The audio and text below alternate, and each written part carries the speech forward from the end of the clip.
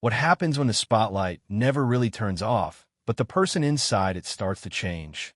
At 42, Miranda Lambert is still standing on stage, still winning awards, still smiling for cameras. But behind that image, something feels different. The energy is quieter. The edges are sharper. The story no longer fits the version the world once believed. Because this isn't just about fame. It's about what fame takes. There are fractures in the timeline, moments that don't quite add up, a marriage that ended under a cloud of silence, lyrics that suddenly felt less like performance and more like confession, and a woman who, slowly, stopped explaining herself. The question isn't what happened to Miranda Lambert. The real question is, what did she see, feel, and lose that made her become who she is now? Long before the awards, before the sold-out arenas, before the carefully managed public image, Miranda Lambert grew up in a world where trust was never simple. In Texas, her childhood didn't revolve around fairy tales or idealized love stories. It revolved around observation. Her parents worked as private investigators, professionals trained to catch people in lies, to document betrayal, to expose what others try to hide. Their work wasn't distant or abstract. It often unfolded close to home, sometimes even involving families they knew. That kind of environment changes how a person sees the world. For a young Miranda, truth wasn't something you assumed. It was something you questioned. Relationships weren't just emotional bonds. They were fragile structures that could break under pressure.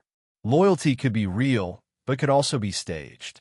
And people often had more than one version of themselves.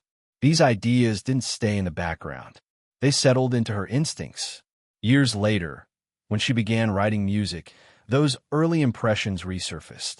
Her lyrics carried a different weight, less fantasy, more reality. There was an edge to her storytelling, a sense that she wasn't just creating characters, but exposing behaviors she had already witnessed. Pain in her songs didn't feel exaggerated. It felt familiar.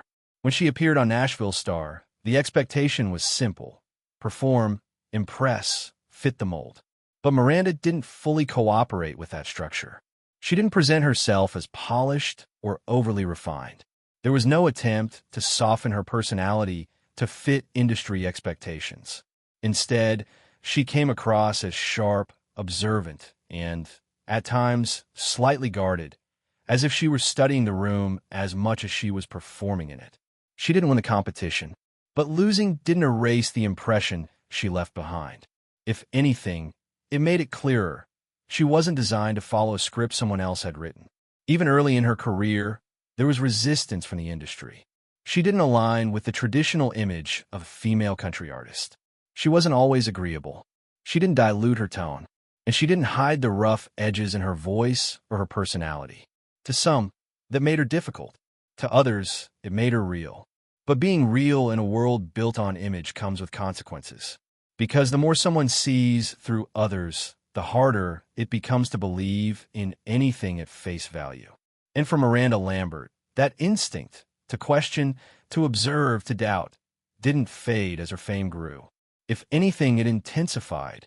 If she was raised to uncover hidden truths in others, what would happen when the spotlight turned on her and the world began searching for secrets in her own life? When Miranda Lambert and Blake Shelton became a couple, the story almost wrote itself. Two rising stars in the same genre. Two voices shaped by the same industry. Their connection wasn't something the public had to search for. It was obvious, visible in the way they spoke to each other, performed together, and navigated the spotlight. There was a natural ease between them, the kind that translated well on camera and even better in headlines.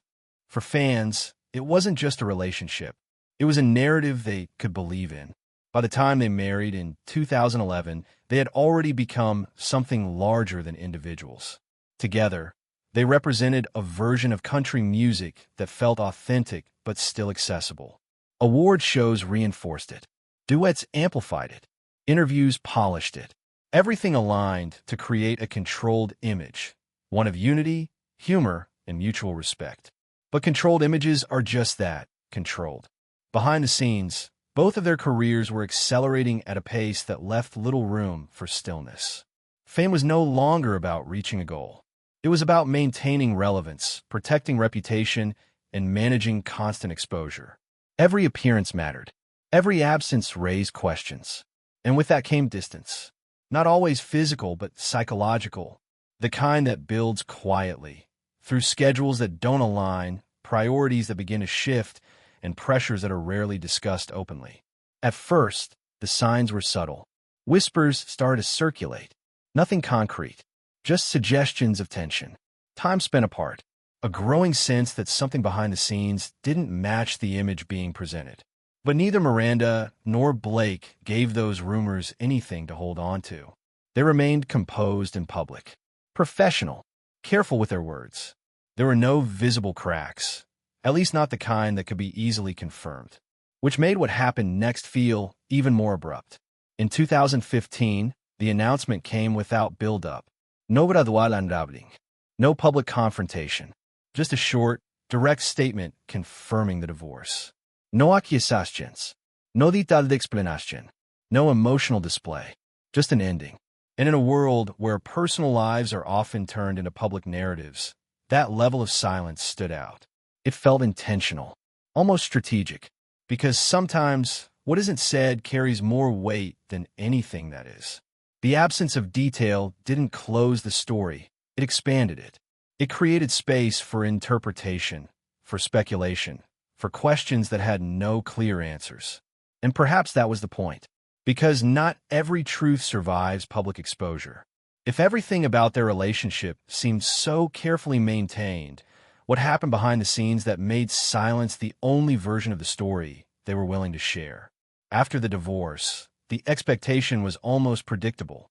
A public figure, especially one as visible as Miranda Lambert, goes through a highly public breakup, and the world waits for the aftermath. Statements, interviews, emotional disclosures, a narrative to make sense of what just happened. But that moment never came. There was no extended explanation, no carefully staged sit-down interview, no attempt to reclaim the story through words. Instead, there was something far less common in modern celebrity culture. Silence. Not the kind that comes from avoidance, but the kind that feels chosen, controlled, intentional. In an industry where personal pain is often transformed into public currency, her restraint stood out. Artists are expected to translate heartbreak into headlines, to give audiences something they can follow, interpret, and consume. Miranda didn't follow that pattern, and that absence of explanation created tension, because when someone refuses to speak, people start filling in the gaps themselves. But silence doesn't mean absence. It just changes the form of expression. Her music began to shift in ways that were difficult to ignore. The tone became heavier, not louder, not more dramatic, but deeper. There was less interest in fitting a commercial mold and more focus on something internal, something unresolved.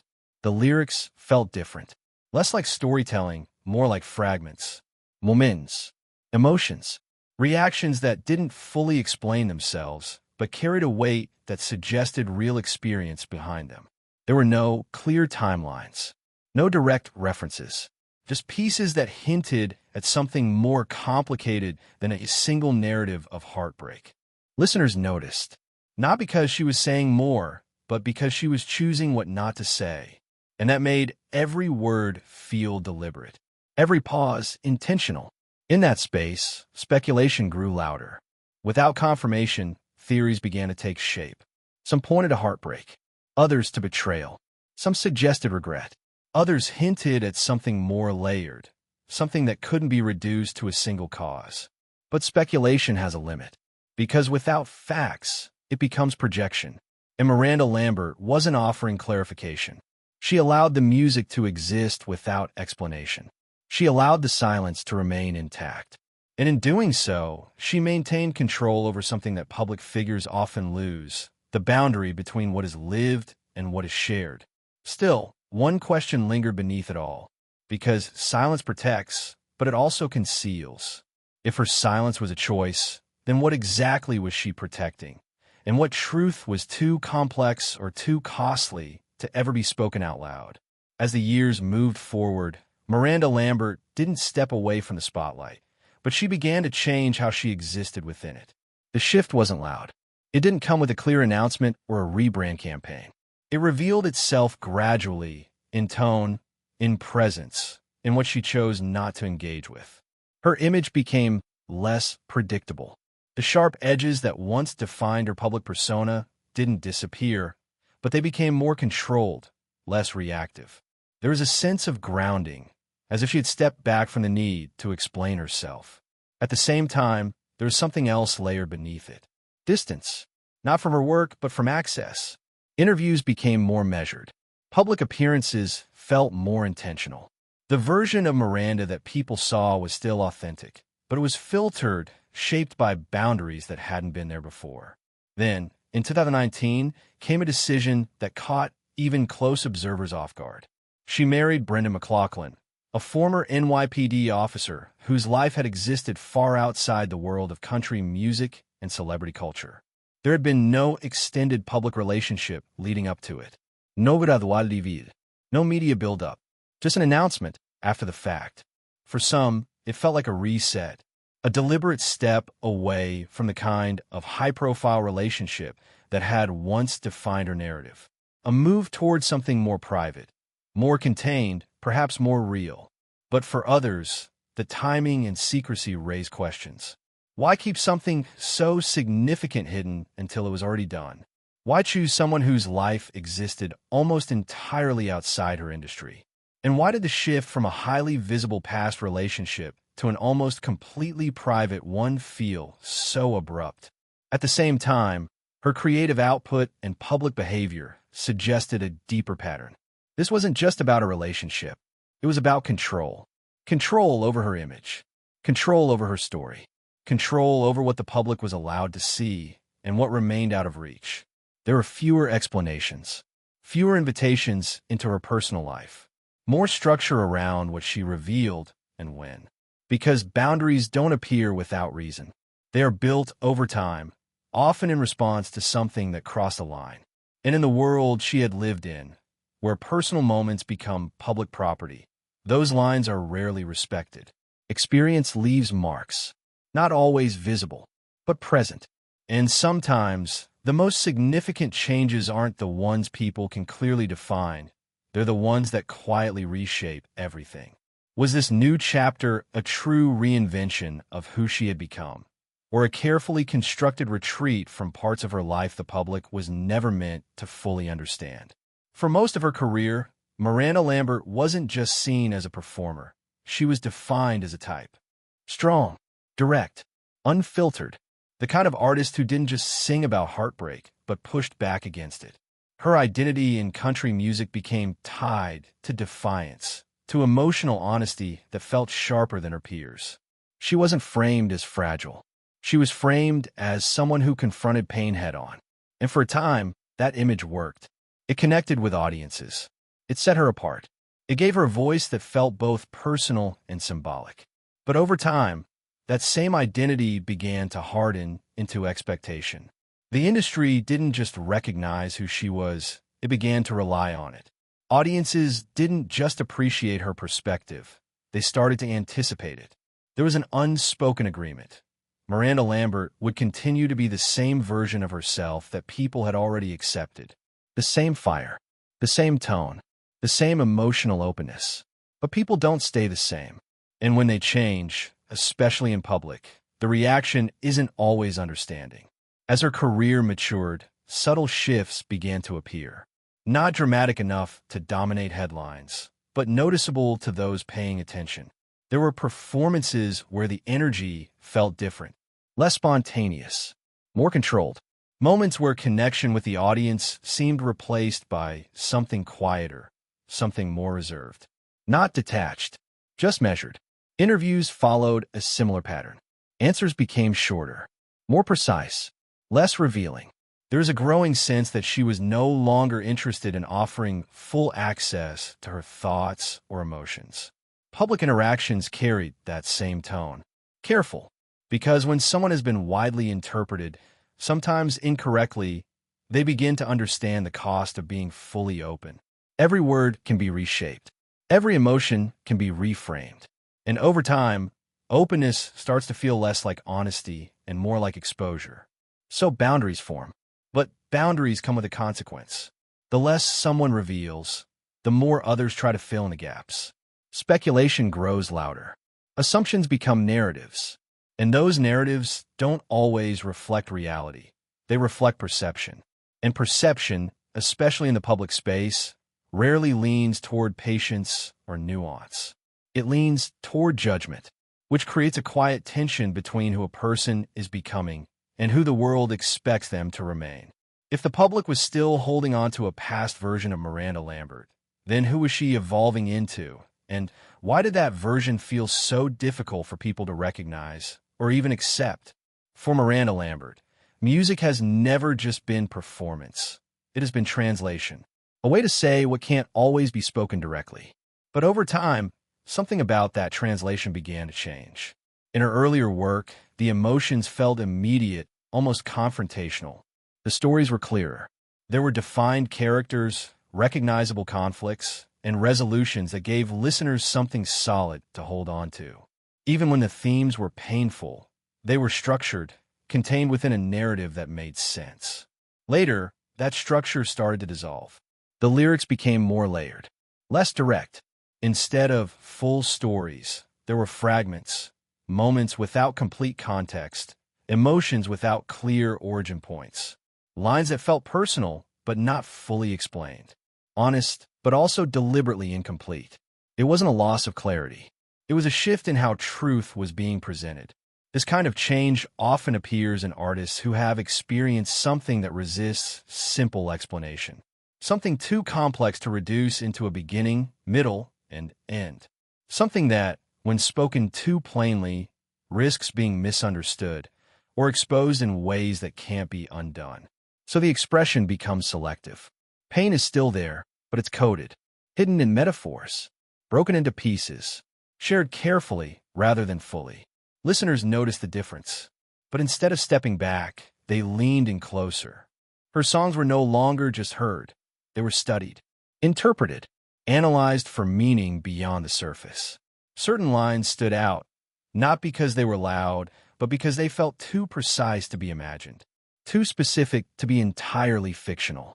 It created a different kind of relationship with her audience, one built on interpretation rather than explanation. But interpretation has limits, because no matter how real a song feels, it is still controlled. Every lyric is chosen.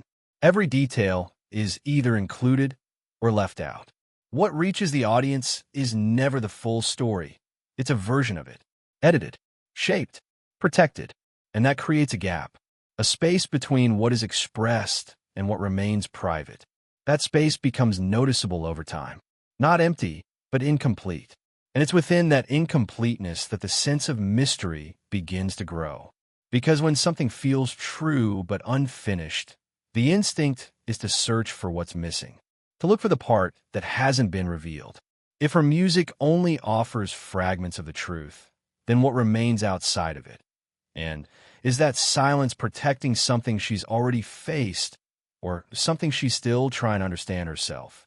At 42, Miranda Lambert no longer exists as a single, unified image. She exists in layers.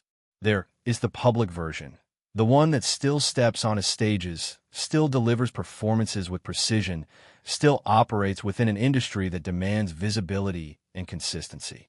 This version is recognizable, familiar. It carries the weight of everything audiences have come to expect over the years. And then there is the private version, less visible, more controlled, more selective. This version doesn't disappear. It just doesn't fully present itself.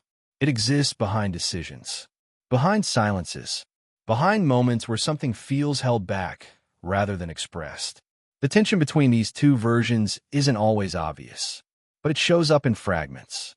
There have been moments, brief, easily overlooked, where the separation becomes clear. Interactions with crowds that feel slightly strained. Reactions that seem sharper than expected, not exaggerated but less filtered. A pause where there might once have been spontaneity. It's not a breakdown of connection. It's a shift in it. Because over time, experience changes the way a person engages with the world. And in Miranda's case, those experiences didn't happen in private. They unfolded under constant observation. Every phase of her life has been documented, interpreted, revisited. Success, relationships, personal transitions. None of it existed in isolation. It all became part of a public record that people continue to reference, compare, and question. That kind of scrutiny leaves an imprint. It teaches awareness. It creates caution. It reinforces the idea that every action can be reframed, every reaction can be judged, and every version of a person can be frozen in time, whether it still reflects who they are or not. But audiences often expect consistency. They hold on to the version they first connected with, the version that felt authentic at a specific moment. And when that version begins to evolve, it can feel unfamiliar, even uncomfortable, because change disrupts expectation. An expectation, once established, is difficult to rewrite. So the gap forms between who someone was and who they are becoming, between what is remembered and what is real. And over time, that gap doesn't just remain, it grows. Not dramatically, not all at once, but steadily, until it becomes impossible to ignore. If the distance between the public image and the private reality continues to widen, what happens when those two versions can no longer coexist? And which one does the world choose to believe? Today, Miranda Lambert is still present, still writing, still recording, still stepping on stages where the lights are as bright as they've ever been. From the outside, the structure remains intact, a career sustained, a reputation preserved, a public figure continuing to do what she has done for years. But something about the story feels incomplete, not broken, not missing, just partially out of reach. Because what is visible, the performances, the appearances, the music, is only one layer. And over time, it has become clear that there are other layers that no longer invite the same level of access. There's a quietness now, not silence in the literal sense, but restraint in what is shared. A carefulness in how much of her inner world is allowed to surface. It doesn't feel accidental. It feels chosen. And that choice stands out. In an environment where visibility is currency, where personal details are often exchanged for relevance, choosing distance can seem almost defiant. It challenges an unspoken expectation that public figures owe the audience a full narrative. Miranda Lambert no longer seems to accept that expectation in the same way. Instead, there are boundaries, not explained, not announced, just present. And boundaries usually come from experience, moments where something was given too freely, interpreted too quickly, or taken further than intended. The result is a different kind of presence. She is still there, but not entirely accessible. Still expressive, but not fully transparent. Still understood, but only to a point. And that limitation creates questions that don't have clear answers. What did she experience that reshaped her relationship with visibility? What made privacy feel more valuable than connection? What did she learn about the cost of being fully seen? These questions remain unresolved, not because they lack importance, but because they may not have simple explanations. And then there's a deeper question, one that sits beneath everything else. Did the audience ever truly know her? Or did they know a version, one shaped by moments, expectations, and interpretations that were never meant to represent the whole? Because sometimes the most powerful stories aren't the ones that end with clarity. They're the ones that remain open, partially hidden, unresolved, still unfolding. And perhaps that's where Miranda Lambert's story exists now. Not as something finished, but as something that continues just beyond full view.